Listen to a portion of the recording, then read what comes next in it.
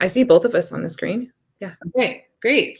So we're live, and I'm here talking with Chantel from a beautiful Surprize Wellness Pilates studio, and we're so excited to talk to one another and just kind of share what each one of us does for our people.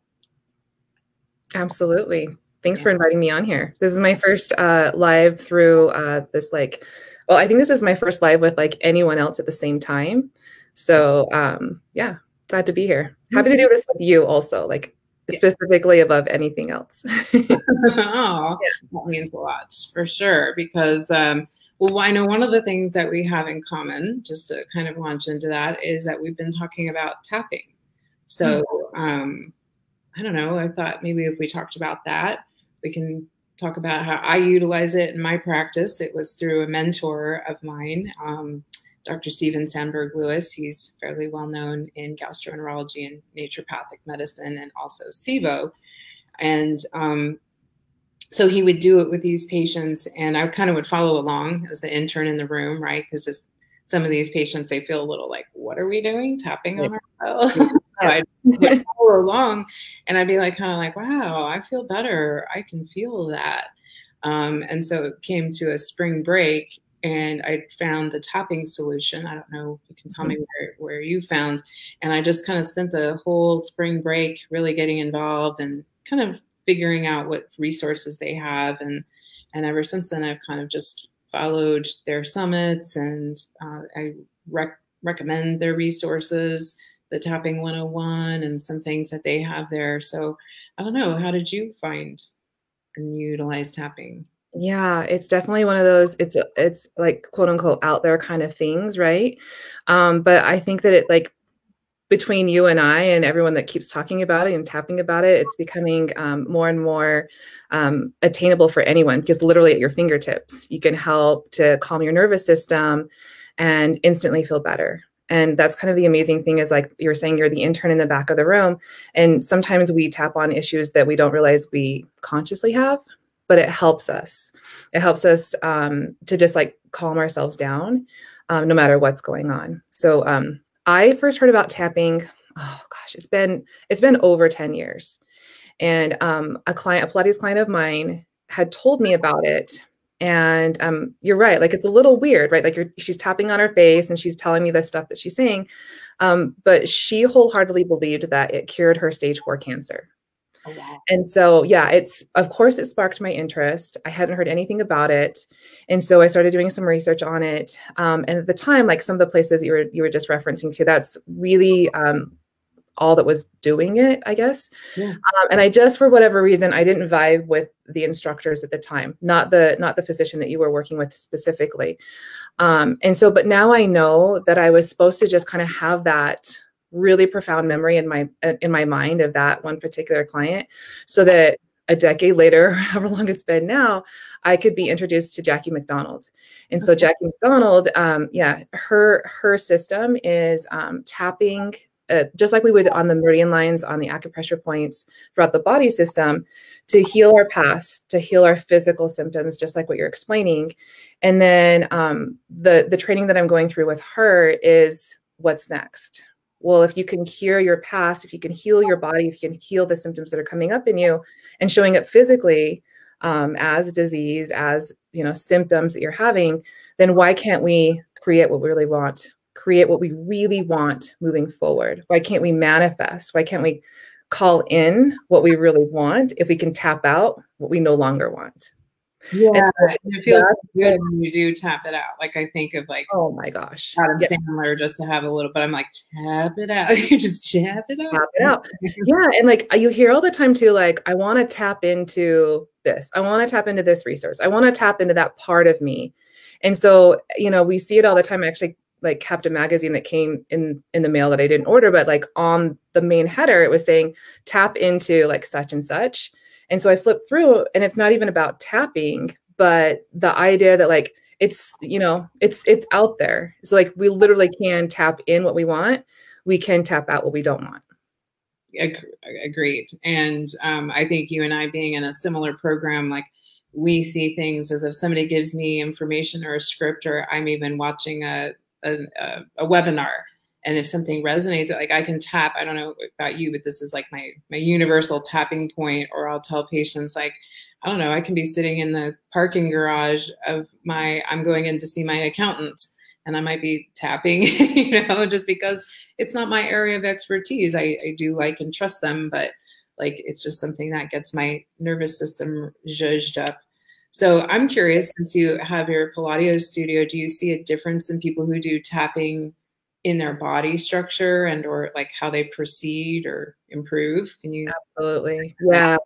It's part of one of the blessings in being mandated to be shut down and not being able to physically get hands on people to help manipulate their bodies in different positions in Pilates. And like when we literally had to shut down the studio and take a step back and teach in this virtual world where I was only able to use my words, you know, it opened up this whole new world of I can now teach Pilates with just my words, literally. Whether you have the equipment or not, you know, where Mr. Pilates was going with his method was that you can do his method with your body weight and gravity. And so, yeah, it's been really fascinating to watch the people that I've come up with the number 30 sessions within 3 months. And you do a series of the tapping, Pilates, and the roster system also, which is connective tissue therapy. Okay. Yeah, vastly different. So much so that I feel like now ethically, I have to tell people when they come in, it's an investment. It's an investment in your time. It's an investment in your money, but completely worth it. Yeah. That makes sense. Yeah. Yeah.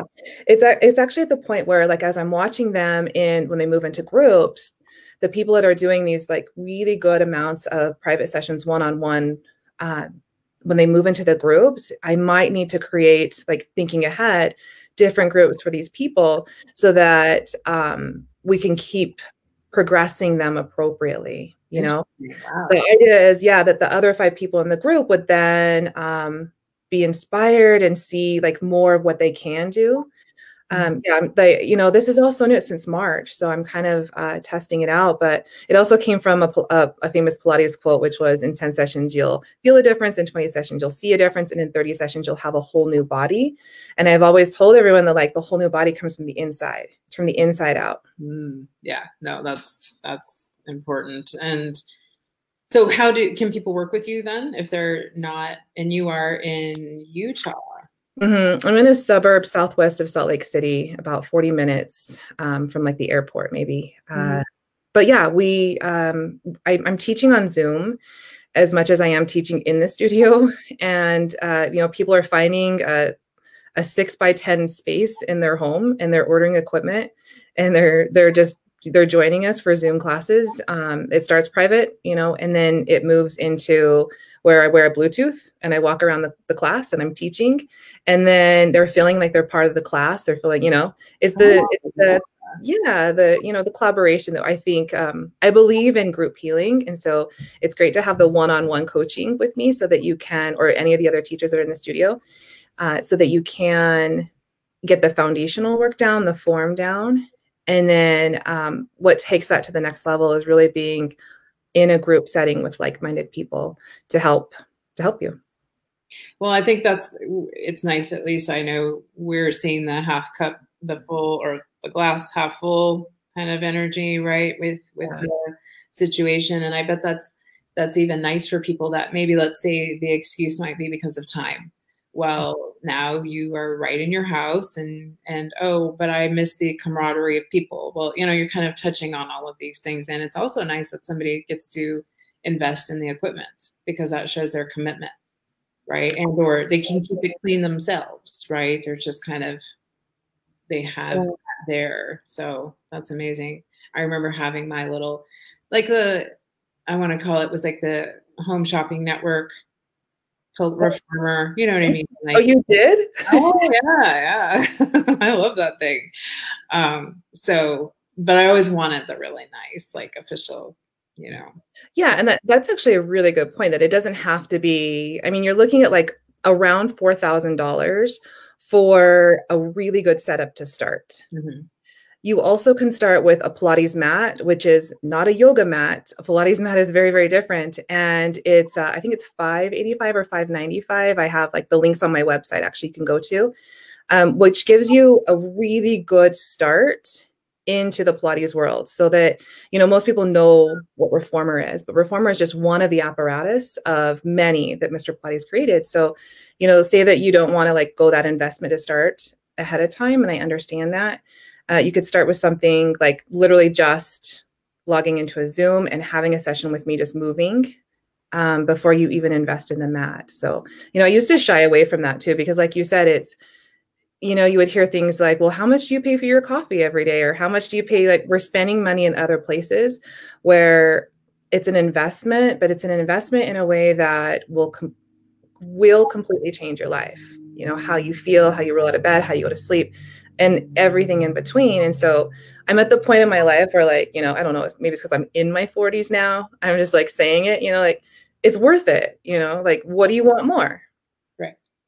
Well, and what I often see in gut health is that people maybe they're like already hunched over, or so I'm even teaching them or showing them their stomach can slide up through your breathing muscle. It's called a sliding hiatal hernia.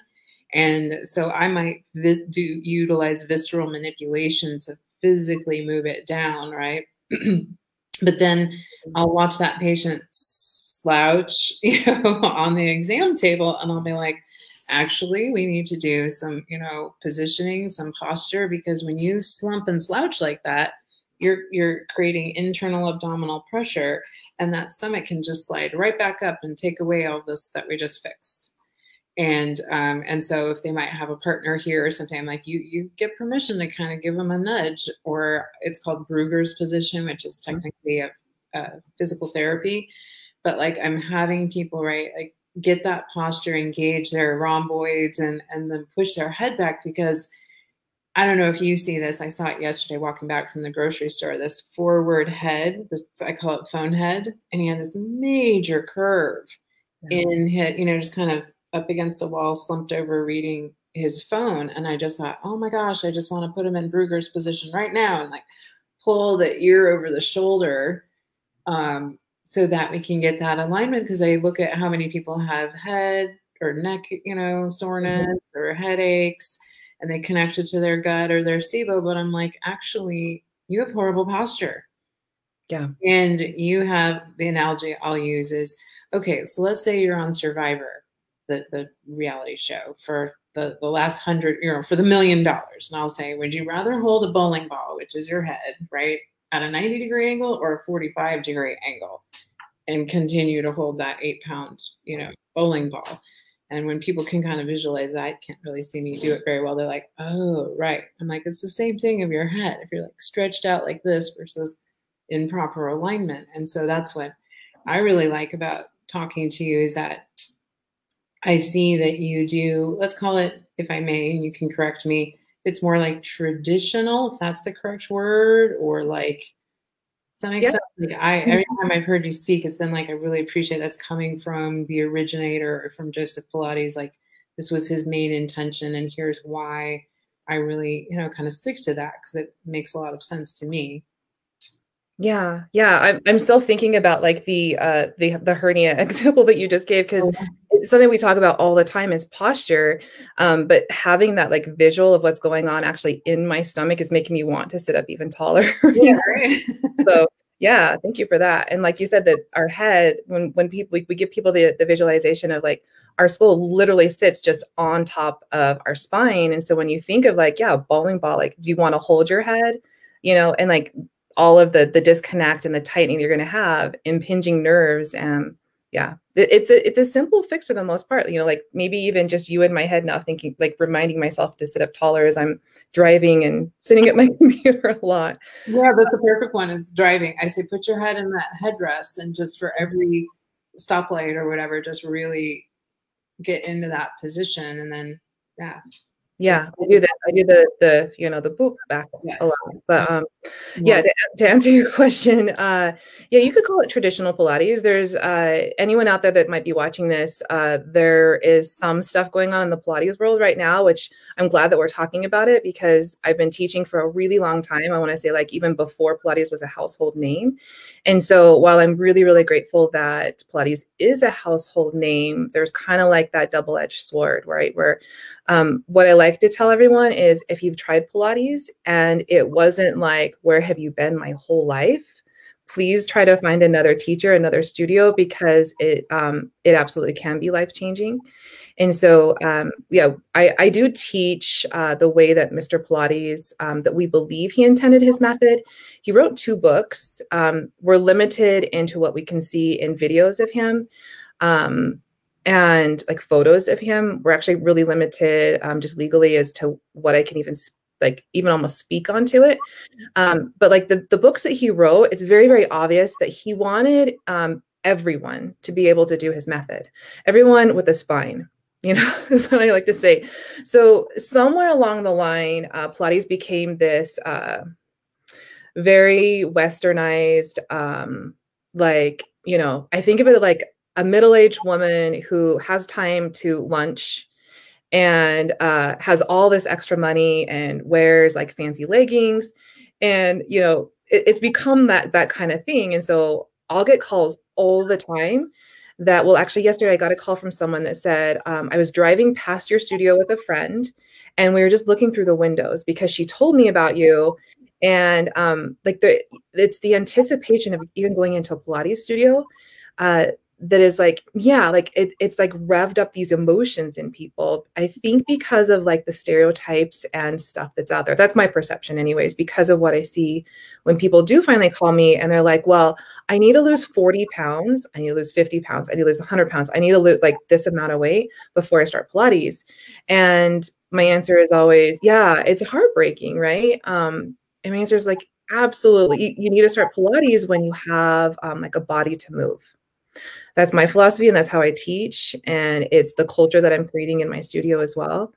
And so when I say like I teach traditional Pilates or, whatever the catchphrase you want to use, I basically teach exactly the way that Mr. Pilates wrote, like what we know he wrote down, what he said in the videos. And then we know the sciences behind it. There's certain things that he said that, nearly 100 years ago, we now know scientifically is not the best thing to do with our bodies. And so like in our teacher training, which is, I'm a host studio for Pure Body Teacher Training, which teaches all of this, the reasons why Mr. Pilates said this, and this is how we know now scientifically we should do it this way. But it's kind of like knowing the intention, knowing what's behind it, and then the thread between it all, where Pilates really is a method. It's a system. And so the byproduct of doing Pilates is getting a workout in, but it's something that you can do for the rest of your life to keep improving your life.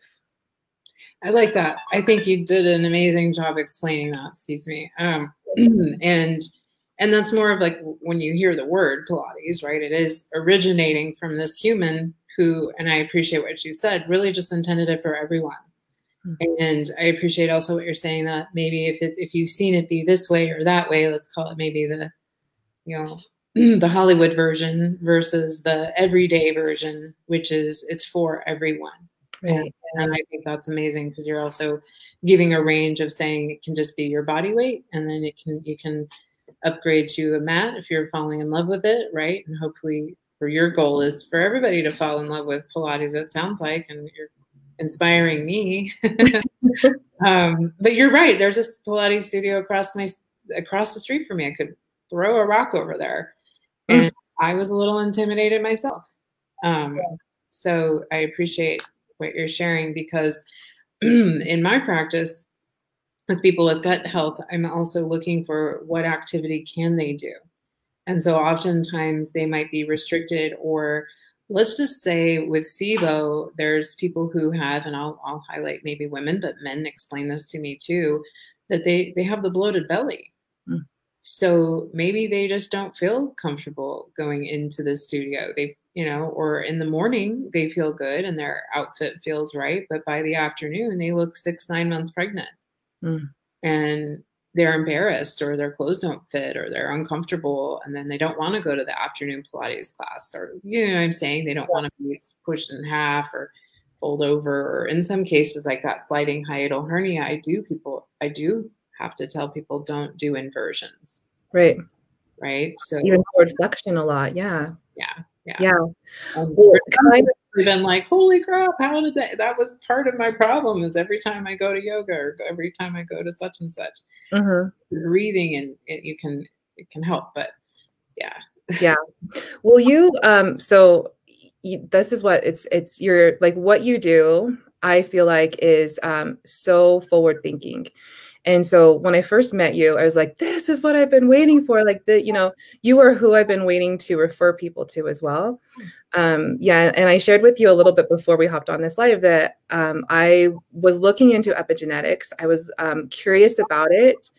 I was lucky enough to be involved with a physician at the time, with like someone in my life that, I'm being very evasive, so I don't like share information, but that was talking about this very subject. And this was about a decade ago.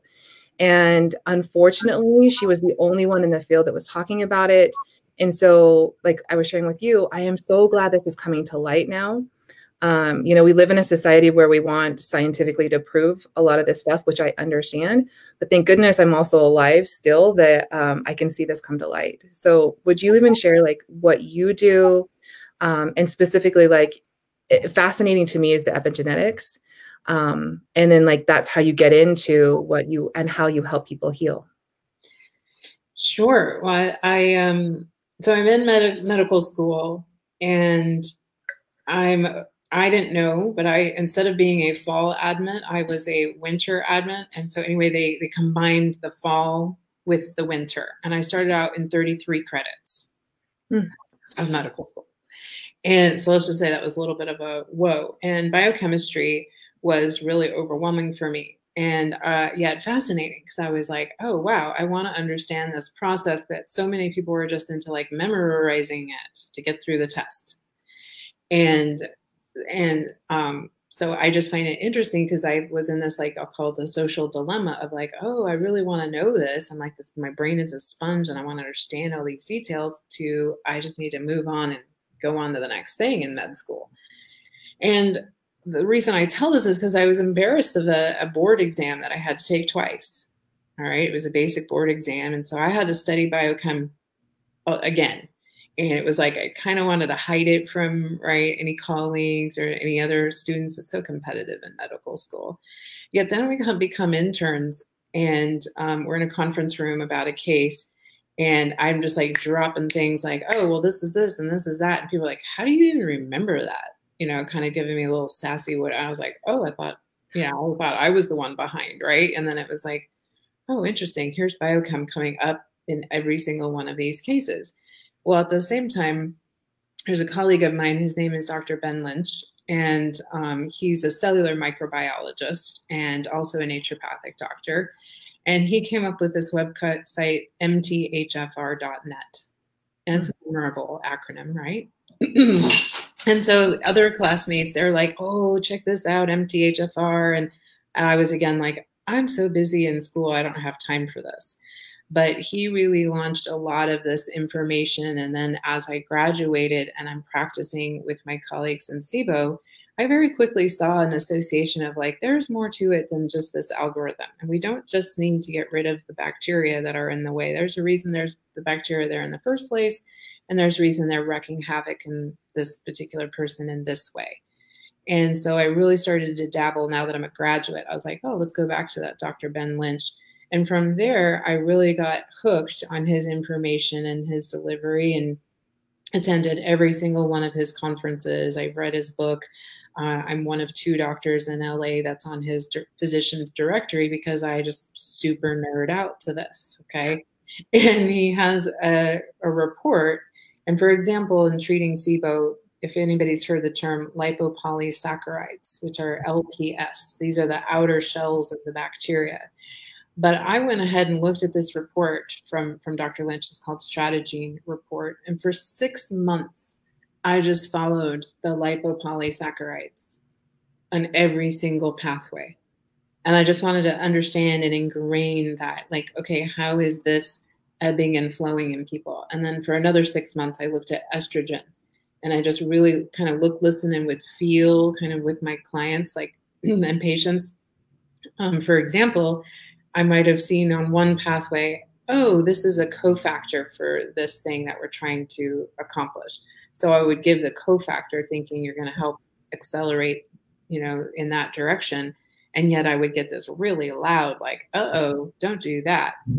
When you have SIBO is what I learned. Does that make sense? Like I'd say, oh, that amount of time I spent on those lipopolysaccharides affecting here, here, and here.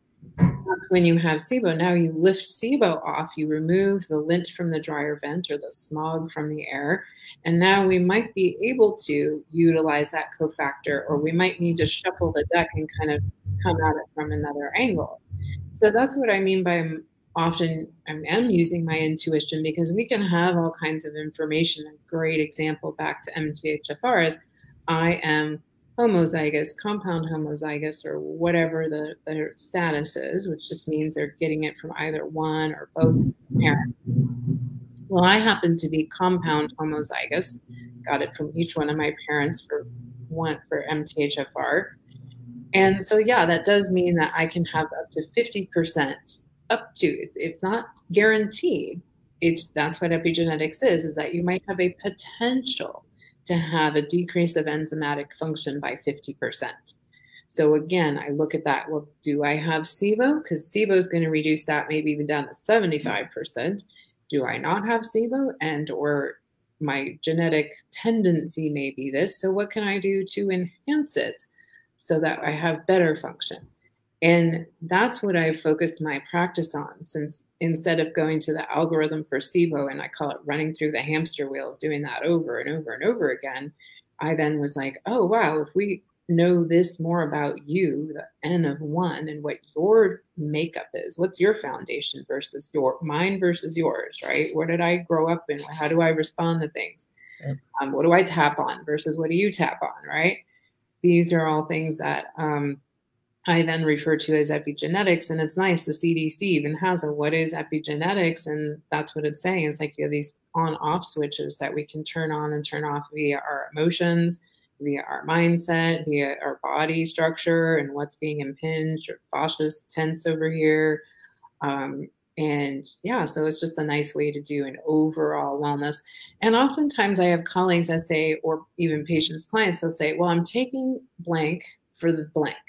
I'm taking this supplement because I have this SNP or this genetic, and that's even we got to tread lightly there, where I'm like, oh, this does not equal this.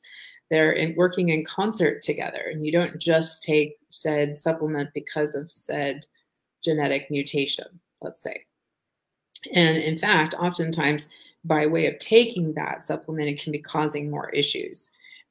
Or you even get a report back where it says, well, yeah, you take this, and then you read further on down the report, it says, oh, don't take that because for some other gene, right? And it's like, well, what is it? And so I'll often need to listen to that whole body, their energetics, that's what I'm able to tune into. I don't know exactly how to explain it, other than I tell people I can hear people's frequencies / radio stations if they want me to. And I might be saying, yes, okay, fish oil, it has been shown with evidence to be good for X, Y, and Z. But I'm able to then look at somebody's genetic report, epigenetic report, and listen to where they are. Do they have SIBO? Are they malabsorbing fat, fish oil being a fat? And saying, hang on a second, I don't know that we should be at that dose or even taking that right now. But keep it on hand. When we clean up some things in your stomach, then we'll start taking it again, because it can enhance this enzyme when you've had those lipopolysaccharides around. And so we don't just always just take something because it's good for such and such. We're taking it when we should, at the right time. And when you're working with somebody one-on-one, right? I was just talking to somebody this morning where I was like, look, you're able to message me and, have more of that you can take time to like fill out. I have an app where they can download their nutrition, their bowel movements, their lifestyle, their meditation. But then when we meet for their appointment, we're also able to go next level. It's either maybe we're taking a portion of that time to talk about their gut, but we might also be taking time to talk about their relationship, their business, and sometimes even people on the other side. That was part of my story, is that the person I loved passed away, and it rocked my world. And I didn't realize that, not like that, by reconnecting through a medium who was a patient of mine, that turned things on for me. And I was in a state of grief that was affecting my stomach and affecting me being able to treat my SIBO again, right? So I treated it before, then a life situation happens, an abrupt life situation I had no control over, and everything imploded. My business imploded, my life imploded, like everything. And I had to look at myself and see my own movie and go, oh, wow, look at how this is associated. And now I'm able to help people with that and just say, look, I learned, and actually by way of that person coming through to me on the other side by someone else, that unlocked it in me. It's like I always had it, but it was like I needed that extra super duper touched by it. And this person touched me so deeply, and I was so struck by grief that it was like, okay, maybe this is my gift. Maybe this is their way of saying, you know, you told me about that and you're really shy about it, but now I'm really going to make you come out and do it. So I thank him for that. It's so amazing. I'm so fascinated by the entire thing. It's I know that I have the MTHFR mutation as well. I know that one of my kids does as well. And so, you know, it's a matter of like, we know it, but then what? You know, and we can be prescribed a supplement by a physician, but what if, you know, my particular genetics just won't allow the supplement that I'm taking to be accepted? You know, what if my external environment factors, what if the way that I'm feeling every single day, what if the way that I'm holding myself, like you said, the fascial lines, is just not allowing the supplement that I'm actually taking to then be accepted by the cell walls? And this is what, you know, it's so fascinating to me. And like the physician that I was working with about 10 years ago that was saying it's coming out, like it's coming, where we can actually scientifically prove that the genes that we have, some can lie dormant, some can be more activated. You know, and so like in layman's terms, I think of it as like this switch. You know, I don't want this gene, I would like this gene kind of thing. And we're like, you're the person, almost how, like you are the person, like taking our hand to the light switch is how I see it. And like, turn this one on, turn this one off. You know, that's how I kind of put it in my head. And I think that there's so many of us out there that like, just maybe even some people have never even heard of this. And so like, I'm just trying to put it more in like how I think of it. You know, because, you know, let's say that you're going to your physician and you're trying to figure out like, why don't I feel good? Why, like, and they might not even have the connection that it's happening in their gut. You know, they just don't feel good. They just feel lousy all the time. Or they just feel like, why can't I do what I used to do?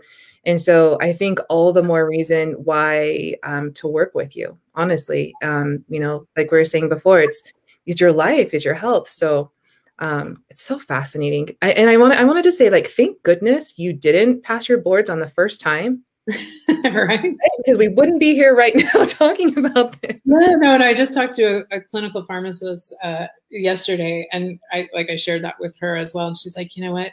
That happened for me too. She had to repeat something, and we could just both tell that, we just are passionate about it. And yeah, so I agree. It's and it's one of those things, not to toot my own horn, but like my mom pointed this out to me. And so I actually did a Instagram post of a photo of me when I was feeling really great and thought I, you know, was, and then a more recent photo. And so I kind of did them side by side, even to show that I was like, which one's older?